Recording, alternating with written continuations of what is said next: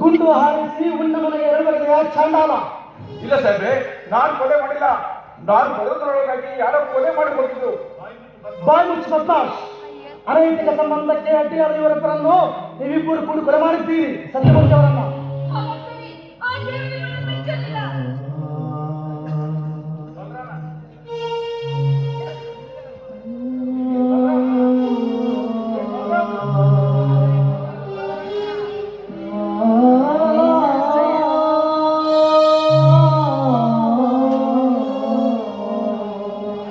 Oh